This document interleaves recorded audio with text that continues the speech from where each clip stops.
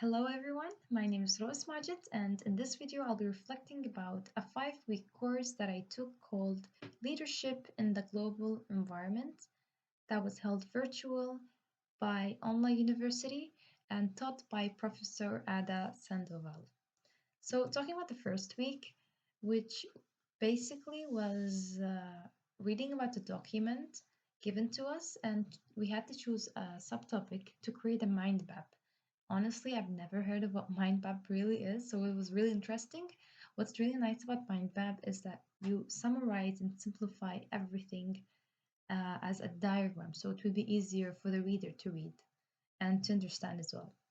Talking about the second week, which is forms of international businesses, and that is really interesting because the words that really grabbed my attention is the following turnkey projects, and that is when a company creates goods and equipment and they would purchase them whenever they're ready.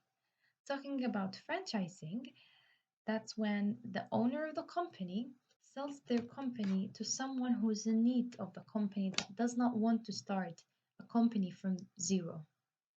And joint venture, from its name, is to join two forces, two companies together and operate as one.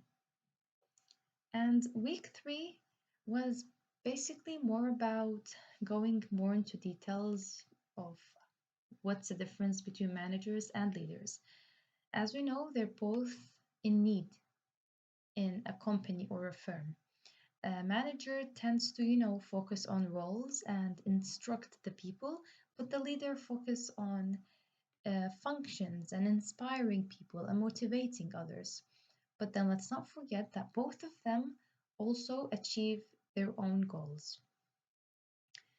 And week four, we took so many different old and new theories, but the great man theory really grabbed my attention, and that is it's basically defined as a leader is born but not made. So as a leader, he's born with the leadership skills and rather than being made. And other than that, a leader is supposed to consider how people come from different backgrounds, different cultures. So a good leader should take into consideration that he should depend on reacting and contacting with people on his own way. So he has to have different styles to cooperate with different people. Other than that, last week we talked about two different leadership styles, and that is contingency leadership and situational leadership.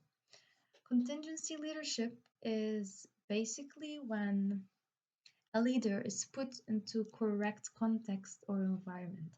And I would say this would be good for a beginner. So let's say if a person wants to be a leader, as a beginner, like the first step to take is to be put into what he likes and how he's comfortable in. And situational leadership is that the leader should adapt to the vibe. So I'd say this is also good to enhance the the opportunities and the skills for a leader. I would say situational, in my opinion, is like the second step to become a leader, to depend more on yourself and to evolve with others as well. So basically, as we know, leaders are formed by followers. Without the followers, we wouldn't have a leader.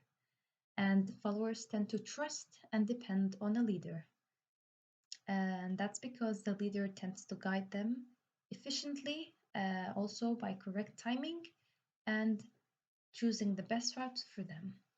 Other than that, we talked about how the leader can also be made. So let's say someone can also be famous, but at the same time, they can't be a leader. And that's because they could be enhancing other people negatively. But let's take an example. For example, Selena Gomez. She's really popular, she's famous. But then I'd say she is also a leader, and that's because she has created her own makeup brand called Rare Beauty.